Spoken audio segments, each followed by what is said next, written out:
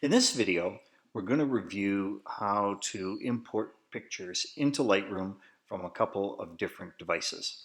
First thing we got to do is start Lightroom, and Lightroom has come up, and as you can see, we're in library mode, and we've got a grid of pictures here in a folder. But what we'd like to do is we'd like to import some new pictures from our camera card into a folder inside our 2015 folder. So if we go over here to our 2015 folder, the first step is that I want to create a new folder inside this that I can use to take and store the contents of this memory card. So I select the 2015 folder, I right click, and I create a folder inside 2015 to reflect this import.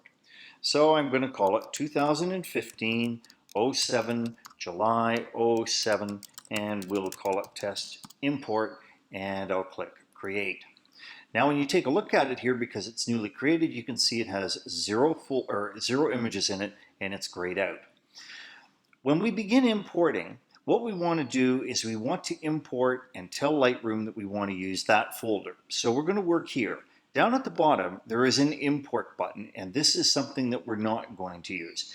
Clicking on import brings up the general import dialog box, and it means that we have to set a whole bunch of stuff in it. So it's much easier if we just simply create a folder inside 2015, we select it with a left click, and then right click.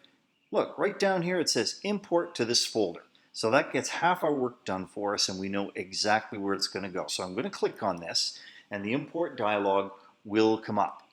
So let's take a look. Because we're coming from a memory card, we want to be sure that we're selecting copy. Because it's coming from a memory card, usually the other things here, move and add, will be grayed out. So let's take a look over here at the left side. Here are the different sources that we can import from. Now I've got two different devices plugged into the computer right now to illustrate this. The first is I've got my iPad, and my iPad's got 4 pictures on it. But these aren't the ones that I want to import. I want to import the ones from my memory card. So you may have to look for it.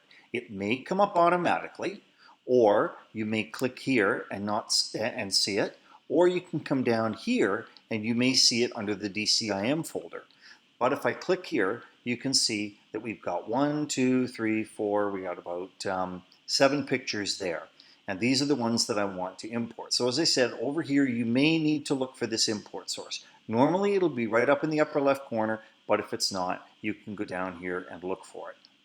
So these are all ticked, which means that I'm going to import all of them. If there's one, for example, that I don't want to import, for example, this one here, I could just click there and turn it off.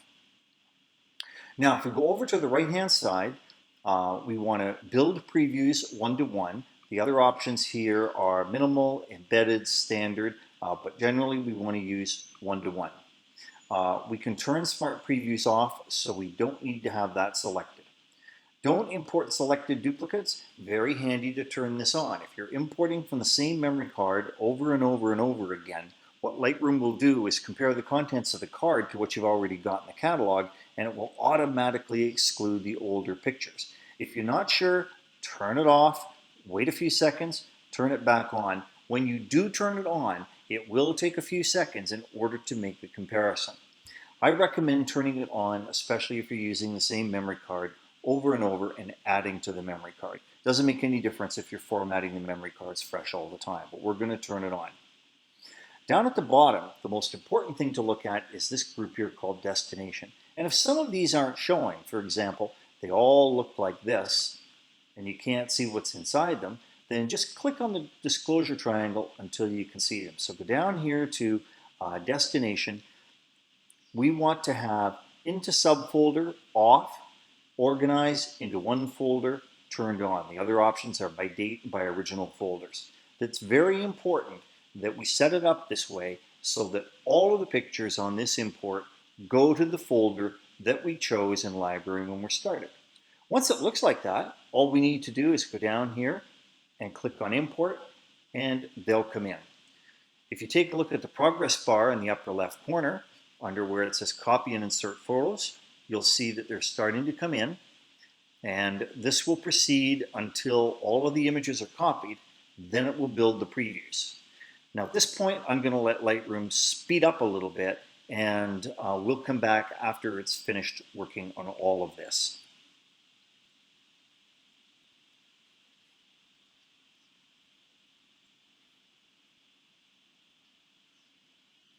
Okay, that's all built, and as you can now see, we have the 6 pictures that we've chosen, and they're all in our folder. So again, the steps to remember are to locate the parent folder, in this case the year 2015 that we want to put them in, create a folder inside it, import to that folder, double check all the settings in import, and then click on the word import inside the import dialog, and do not use this button here. Okay, that is it for this video, and now we'll begin to work on our pictures.